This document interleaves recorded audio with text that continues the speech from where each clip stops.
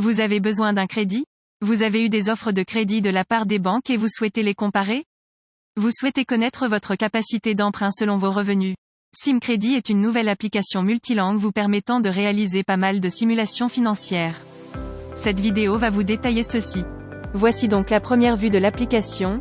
Sur l'onglet Crédit, nous avons deux modes de simulation, le mode mensualité et le mode capital. Commençons par le premier mode. On peut calculer notre mensualité en se basant sur les différents paramètres d'un crédit, taux d'intérêt, capital, assurance, et la durée. Nous pouvons activer la TVA et l'assurance, entrer les paramètres, et il ne nous restait qu'appuyer sur le bouton mensualité pour avoir notre mensualité par mois ainsi que ses autres détails, comme le coût, les intérêts, ainsi de suite. Et le graphe qui se montre nous donnant les pourcentages de chaque élément. Passons maintenant au mode capital. Ce qui diffère, c'est la mensualité comme paramètre et le capital comme résultat. Calculons donc notre capital. Nous avons les résultats et notre graphe. Pour vos informations, en activant cette option durée, on peut modifier les résultats et le graphe instantanément en agissant sur la barre de durée, comme vous pouvez le remarquer. Et pour information, l'affichage des graphes nécessite Internet.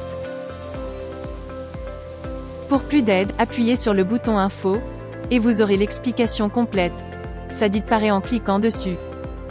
Passons à présent au deuxième onglet, Comparer les banques. Nous avons également deux modes, manuel et automatique. On se base toujours sur les mêmes paramètres.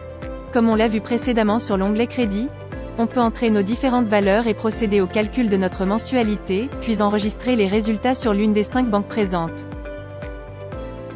On va commencer par banque 1, puis on va par exemple augmenter la durée et enregistrer sur la banque 2. On va continuer d'agir sur les différents paramètres, comme augmenter le taux d'assurance ou modifier le capital, de façon à avoir des résultats assez distincts, jusqu'à remplir les 5 banques. Et c'est pareil pour le mode manuel qui vous donne la possibilité d'entrer manuellement la mensualité et l'assurance. Chaque banque contient 7 éléments, détaillés sur la légende en dessous du tableau suivant, que vous pouvez d'ailleurs cacher, ou montrer. Si vous souhaitez modifier les valeurs d'une banque, faites votre nouveau calcul, et appuyez sur la banque de votre choix, et acceptez l'écrasement des valeurs. De même, si vous souhaitez réinitialiser les valeurs, vous n'avez qu'à faire un appui long dessus, et valider. Les valeurs se remettront à 0, et vous pouvez les remplir de nouveau. Finalement, vous n'avez qu'à appuyer sur le bouton Comparer pour afficher votre graphe, et comparer vos différentes offres, qui se basent sur les 3 principaux résultats, capital, intérêt, assurance, et le coût, qui est la somme des 3 au-dessus. Passons maintenant au troisième onglet, Capacité d'emprunt.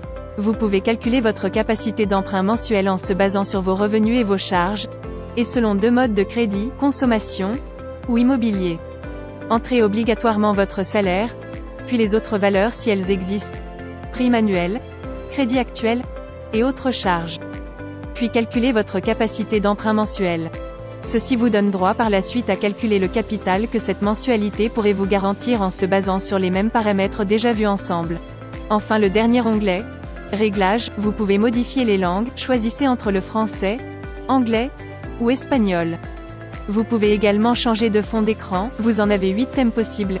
Vous avez aussi d'autres réglages et vous pouvez réinitialiser l'application et la noter, ainsi que voir cette vidéo d'aide. N'hésitez pas à télécharger l'application depuis le lien sur la description. Et n'oubliez pas de vous abonner et d'activer la notification pour recevoir toutes nos nouveautés. À bientôt.